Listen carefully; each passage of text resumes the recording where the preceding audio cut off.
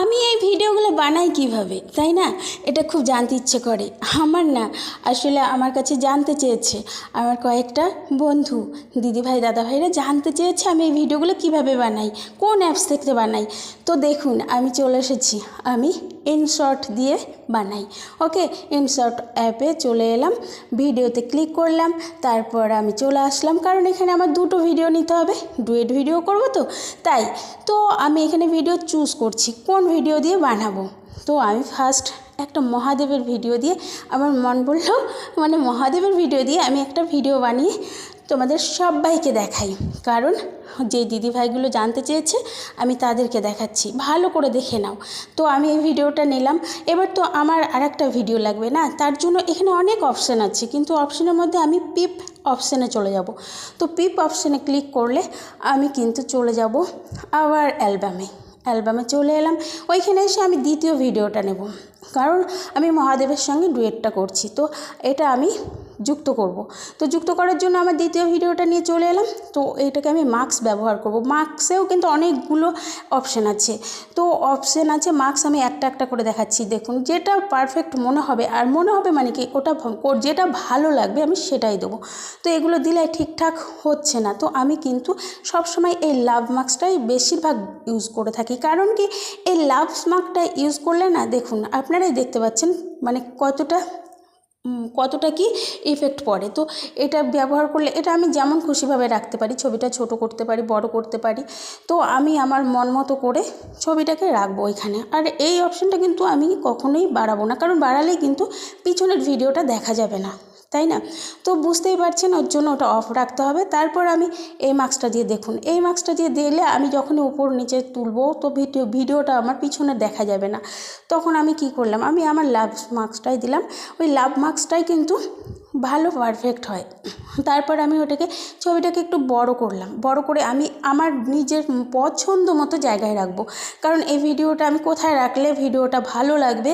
আর সাধারণত ঠাকুরের ভিডিও তো ভগবানের পায়ের নিচে থাকাই ভালো, তাই নিচেই রাখলাম। এখানে আমি রেখে দিলাম ভিডিওটা। আর ভিডিওটা আমার যতটা পরিমাণ আমি বড় ছোট করে নিলাম। তারপর আমি এটাকে ভলিউম শব্দটা মিউট করে দেবো। আমি এখানে শব্দটা মিউট করে দেবো। আমি যে গানটার সাথে বানাবো, কারণ আমার দুটো গানেই দুটো ভিডিওতেই গান আছে, তো আমি যেই গানটা রাখবো আমি সেই গানটা অফ করব না। বাকি আর একটা ভিডিওতে যদি মিউজিক থেকে থাকে তো সেটা আমি অফ করে দেবো এইভাবে। ঠিক আছে? তো বুঝতে পারলেন? আমি বোঝাতে পারলাম কি? যদি না বোঝাতে পারি আবার বলবেন, আমি চেষ্টা করব ভালো করে বোঝানোর জন্য। ঠিক আছে? এইখানে কিন্তু অনেক ইফেক্ট আছে, এআই আর এমনি ইফেক্ট। তো আমি এমনি ইফেক্টও ইউজ করি, এআইও এআই ইফেক্ট আছে ওটাও ইউজ করি। তো দেখুন, তো আমি এখানে ভিডিওগুলো তো এখানে করাই আছে, ইফেক্ট দেওয়াই আছে, তো সাধারণত আমি দেব না, কিন্তু নতুন করে ভিডিও তৈরি করতে গেলে সেখানে আমি ইফেক্ট ব্যবহার করি।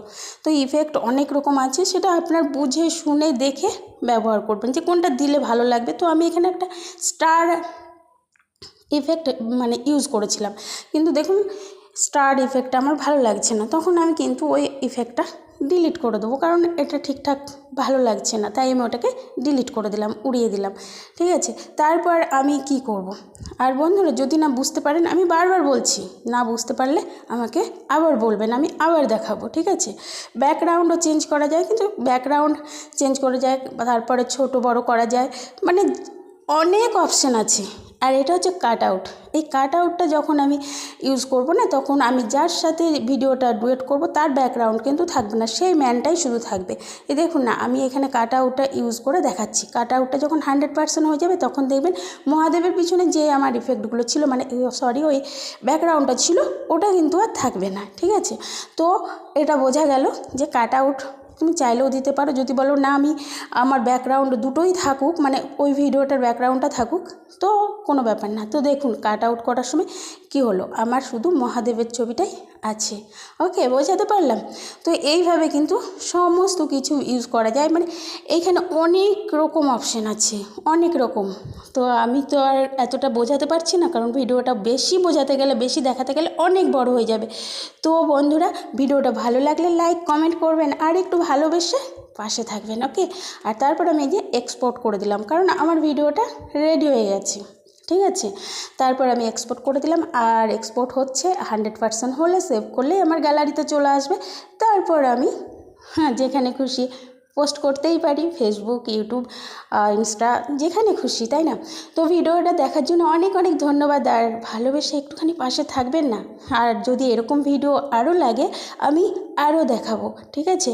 তো বন্ধুরা, যারা যারা জানতে চেয়েছিলে তারা ভালো করে দেখে নাও, পারলে সেভ করে নাও, ভালো করে দেখবে, তাহলেই করতে পারবে। আর ইনশর্ট অ্যাপসটা তুমি প্লে স্টোর থেকে ডাউনলোড করে নেবে। তো দেখো আমার চলে এসেছে গ্যালারিতে ভিডিওটা।